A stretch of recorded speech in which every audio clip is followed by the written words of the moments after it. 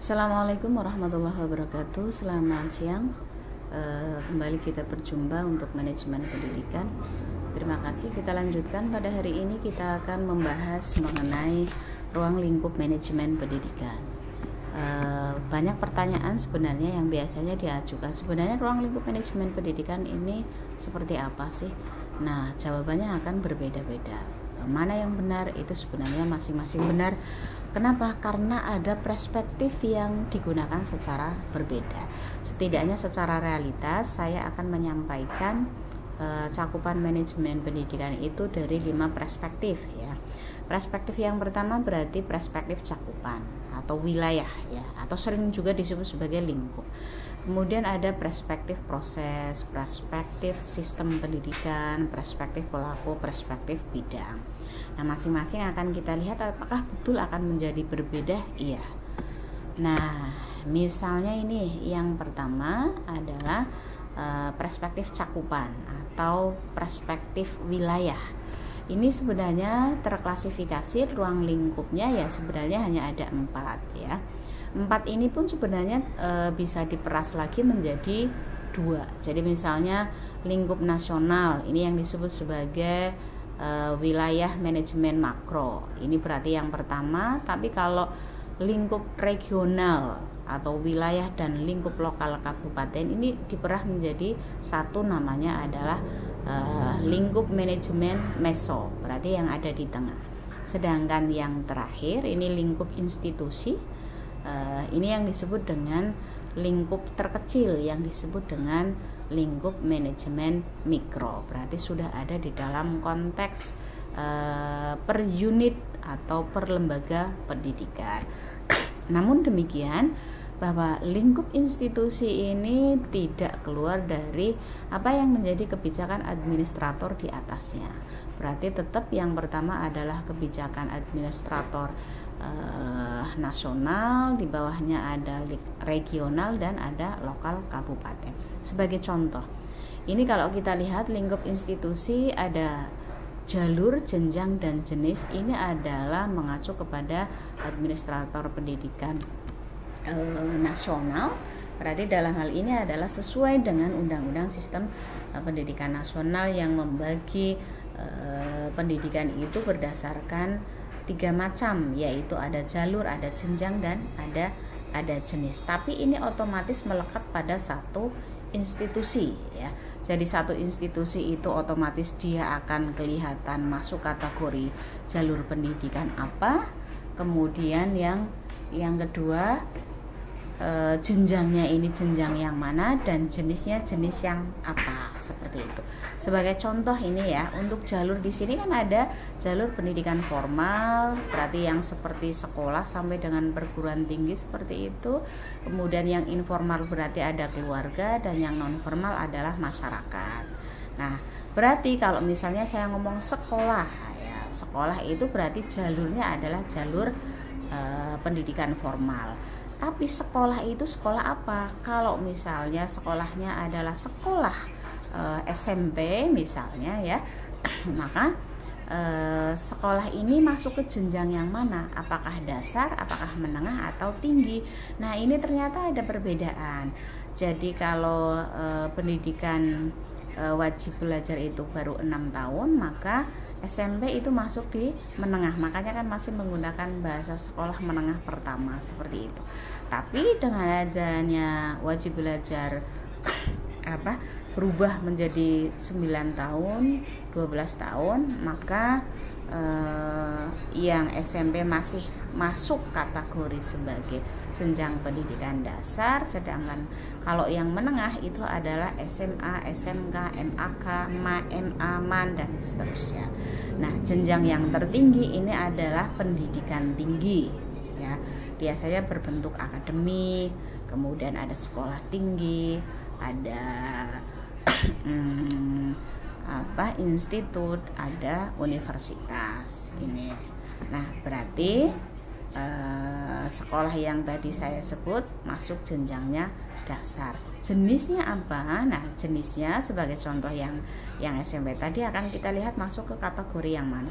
Nah, kita lihat dulu di jenis-jenisnya. Ini ada jenis pendidikan umum PU, ada pendidikan khusus, ada pendidikan luar sekolah, pendidikan agama, pendidikan akademik, vokasi, profesi, dan lain sebagainya.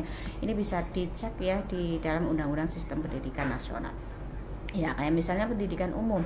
Ini adalah pendidikan yang menyiapkan lulusannya itu untuk melanjutkan ke jenjang pendidikan yang lebih tinggi. Berarti kalau SMP masuknya adalah pendidikan umum. Misalnya seperti itu. Jadi satu institusi bisa memiliki jalur yang berbeda, jenjangnya berbeda, jenisnya berbeda. Ini cakupan atau ruang lingkup manajemen yang pertama. Kemudian yang kedua ini adalah proses. Nah, proses kalau di dalam manajemen itu kan maknanya adalah fungsi. Fungsi apa ya? Fungsi dari manajemen itu sendiri. Nah, kalau perspektifnya proses, maka yang namanya ruang lingkup manajemen pendidikan ya sebagaimana fungsi-fungsi manajemen. Nah, mulai dari planning, perencanaannya seperti apa, organizing berarti pengorganisasiannya atau pengaturannya seperti apa, directing ini berarti berkaitan dengan pengarahnya seperti apa, coordinating sama evaluasi. Jadi melakukan koordinasi seperti apa sampai melakukan evaluasi dalam rangka melihat apakah yang tadi sesuatu yang direncanakan oleh lembaga pendidikan itu tercapai atau tidak, seperti itu. Nah, yang berikutnya ini agak cepat ya, adalah perspektif bidang garapan. Berarti ini masuk ke bidang ini ya, masuk ke yang ketiga. Nah, untuk bidang garapan sebenarnya sesuai dengan jumlah garapan yang ada di dalam lembaga pendidikan ya. Kalau misalnya ini sekolah ya, ini ada manajemen organisasi sekolah, ada manajemen hubungan sekolah dengan masyarakat, manajemen siswa, manajemen personal. Artinya masing-masing bidang ini kemudian sudah berkembang menjadi keilmuan baru ya, menjadi keilmuan baru sekaligus itu menjadi bidang garapan dari masing-masing manajemen yang ada di dalam lembaga pendidikan. Bahwa pada kenyataannya ada lembaga pendidikan yang memadukan bidang ini, itu bisa saja iya. Nah, ini berarti implementasi atau praktek manajemennya itu ada perbedaan dengan teorinya. Yang berikutnya adalah perspektif pelaku. Ini ruang lingkup manajemen pendidikan perspektif pelaku yang melihat dari siapa yang menjadi administratornya atau yang menjadi subjek ya, yang menjadi subjek. Ini kalau misalnya yang saya contohkan adalah lembaga pendidikan yang berbentuk sekolah, ini misalnya maka pelaku yang tertinggi sebagai administratornya adalah kepala sekolah. Nah, di bawahnya middle manajemennya ini ada wakakurikulum, wakakesiswaan, wakasarpras, wakahumas dan lain sebagainya. Di bawahnya lagi ya, ini berarti sudah di tingkatan yang paling bawah manajernya ini ya, ada kepala bagian kepegawaian dan lain sebagainya sampai dengan kepala tata usaha. Ini perspektif yang berarti ini yang keempat. Nah, karena tadi ada 5 perspektif ini yang tentang sistem pendidikan, ini berarti melihat kacamata manajemen pendidikan itu ruang lingkupnya dilihat dari kacamata sistem pendidikan itu sebenarnya ya. Sistem pendidikan itu kan, maaf ini tidak tergambar, sistem pendidikan itu kan ada input, ada proses, ada output. Nah, perspektif manajemennya berarti di input itu adalah segala sesuatu yang disiapkan untuk melakukan aktivitas proses ya. Berarti ada 7M plus 1I, berarti ada money, material dan seterusnya yang tadi perspektif bidang ya. Berarti ada manusianya. Manusianya ini ada 2 unsur. Berarti ada siswa dan ada SDM non siswa. SDM non siswa berarti ada guru dan ada tenaga kependidikan. Ini nanti muncul sebagai input yang pertama. Kemudian material berarti ada kurikulum ya. Ini juga menjadi bagian dari input. Kemudian ada juga mesin, sarana prasarana, ada metode, cara, kemudian ada minded, kemudian ada informasi. Ini semuanya menjadi input yang harus diolah. Proses pengolahannya berarti ada di sistem kedua yang disebut sebagai proses.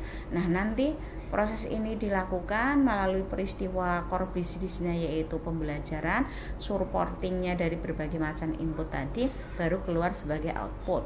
Outputnya apa? Outputnya adalah lulusan, ya. Lulusan ini punya prestasi, namanya prestasi akademik sama prestasi non akademik. Nah, dari output ini lulusan tadi dalam jangka waktu tertentu itu akan berubah menjadi outcome. Outcome itu akan bisa dilihat itu dalam kurun waktu 3 bulan kah atau 6 bulan itu pasca dia lulus. Baik berkaitan dengan misalnya pendidikan umum, apakah dia langsung melanjutkan pendidikan yang lebih atas atau tidak, itu juga bagian dari outcome. Atau bagaimana kebermanfaat dari kepemilikan ilmu yang dimiliki oleh lulusan tadi atau oleh output dan lain sebagainya. Itu yang disebut dengan outcome. Nah, ini berarti juga akan berimplikasi berbeda perspektif sistem pendidikan, ruang lingkupnya ada input, ada proses, ada output, dan ada outcome. Demikian, matur nuwun, dan segala hilaf mohon dimaafkan, semoga bermanfaat. Assalamualaikum warahmatullahi wabarakatuh.